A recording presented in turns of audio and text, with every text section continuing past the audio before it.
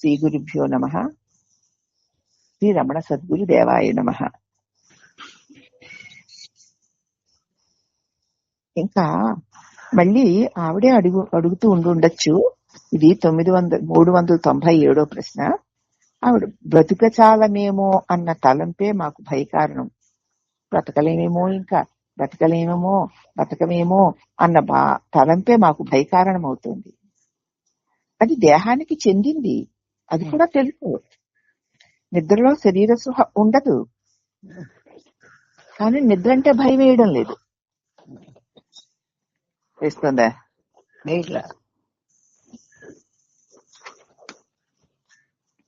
సరికదా పళ్ళి మీదు మిక్కిలి దాన్ని కావాలని కోరుకుంటాను. ఈ నృత్యం అంటే ఎందుకంత భయం? నిద్ర కంటే వేరు కాదు కదా ఈ మృత్యువు కూడా. మీరు చెప్పిన దాన్ని బట్టి చూస్తే మరి మృత్యు అంటే ఎందుకింత భయపడుతున్నాం? ఆ రెండు దృష్టిల్లో ఇంత భేదం ఎందుకుంది మాకు అని అడుగుతుంది ఆవిడ. అప్పుడు భగవాన్ అన్నారు,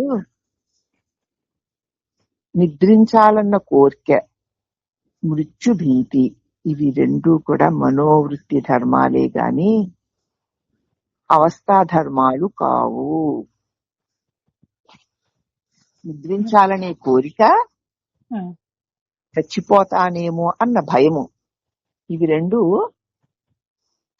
మనస్సు యొక్క ధర్మాలు, మనోభావాలే.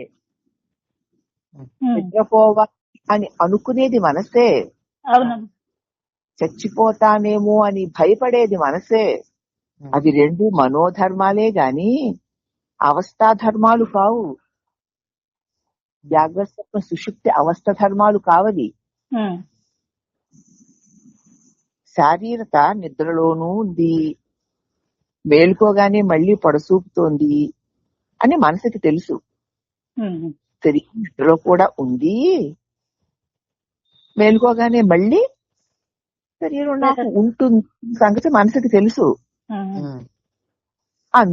అందుకే మన నిద్ర అంటే భయం వేయడం లేదు. పోతే ఏముంది, మళ్ళీ లేచిపోతానుగా, మళ్ళీ తర్వాత తొందరగా నిద్రపోయి బాగా రెస్ట్ తీసుకుని మళ్ళీ తెల్లారడం లేచి బోల్డ్ పనులు చేసేసుకోవచ్చు. అంటే మళ్ళీ లేచాక ఈ శరీరం నాకు ఉంటుంది అని మనసుకు తెలుసు. అందువల్ల నిద్ర అంటే దానికి భయం ఉండదు. అంతలి దేహము లేమి వల్ల సౌఖ్యమే వాంఛ. అప్పుడు నిద్రలో దేహం లేదు కాబట్టి సుఖంగా ఉంది. సాధారణంగా మృతి అంటారే, దాని తర్వాత తానుంటానన్న నమ్మకం మనకి లేదు. అందులో చచ్చిపోయాక మళ్ళీ నేను ఉంటానన్న నమ్మకం మనకి లేదు.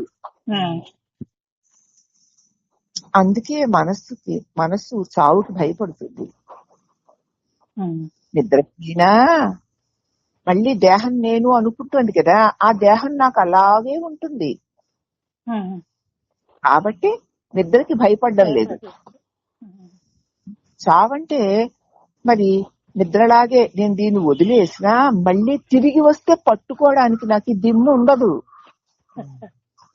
అందుకని చావు భయపడుతుంది మనసు. ఎందుకింత ఇలా ఉంది మనసు? దేహమే తాను అన్న భ్రమ అంత గట్టిగా ఉంది కనుక. నిజంగా సూక్ష్మంగా చూస్తే నిద్రలో దేహం లేకపోయినా నేనున్నాను కదా. సరే, మెలకువలో దేహం లేకపోతే నాకేం నష్టం? నేనున్నానుగా, పైగా సుఖంగా కూడా ఉన్నానుగా. దేహం వదిలే నేనున్నానుగా. తర్వాత దేహం లేకపోతే నాకే అన్న జ్ఞానం దానికి లేదు. ఎందుకంటే దేహం నేను కాసేపు రెస్ట్ తీసుకున్నా అది నాకు అలాగే ఉంటుంది అన్న ధీమా నిద్ర కోసం భయపడలేదు. చావంటే మళ్ళీ నాకు దేహం ఉండదు బాబోయ్ అని చావుకి భయపడుతుంది. కానీ సూక్ష్మ పరిశీలన మనం ఈ శరీరం జీవించి ఉండగానే చూసుకుంటే దేహం లేకపోయినా నిద్రలో లేను, మరి నేను పైగా సుఖం కూడా ఉన్నాను కదా. ఇక్కడ నాకు దేహం లేకపోతే బాధే ఉంది, లేదా ఇష్టమే ఉంది. అంచేత దేహం యొక్క మృత్యువుకి నేను ఎందుకు భయపడాలి? లేకపోతేనే నేను సుఖంగా ఉన్నాను అది అన్న జ్ఞానం కలిగితే మృత్యుకి భయం ఉండదమ్మా, మృత్యుకి భయపడను. అప్పుడు మళ్ళీ లెగుస్తాడు, కానీ దైవమై లెగుస్తాడు. అది ఇప్పుడు మళ్ళీ లెగుస్తాడు, దేహమే లెగుస్తాడు. వీడిని తగలయ్య చచ్చే వెధవ. అవునమ్మా, వీడినే చంపేయాలి.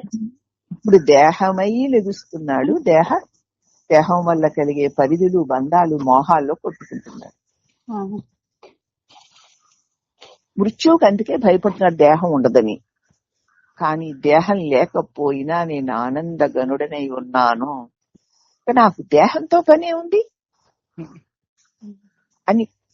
అన్న జ్ఞానం గట్టిగా గాఢంగా తాను దేహం లేకపోయినా ఉన్నవాడను అన్న అనుభవం స్థిరపడితే వాడు మళ్ళీ దేహంలోనే లెగుస్తాడు, కానీ దేవుడై ఉంటాడు.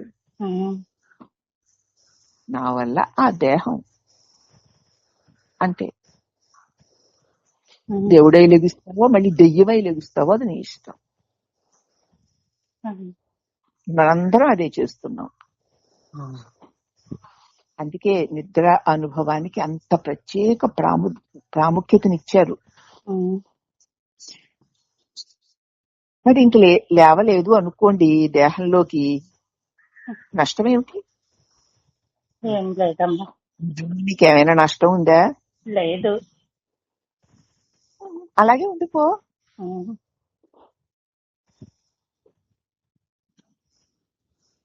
మరి ఎందుకు భయపడుతున్నావు? దేహం నేనన్న భావన ఇంత గాఢంగా ఉంది గనక. సత్యం తెలుసుకున్నప్పుడు దేహంలో మళ్ళీ పునరుజ్జీవనము అంటే అది తాను తన స్వరూపమైన ఆత్మగా తాను మళ్ళీ దేహంలో వచ్చినా తన ఆత్మై ఉంటాడే తప్ప దేహమై ఉండడు. అట్టివాడే జీవన్ముక్తుడు. అతనికి దేహం ఉంటుంది గాని దేహం తానై ఉండడు అనేటువంటి గొప్ప సందేశాన్ని భగవాన్ మనకి ప్రసాదించారు.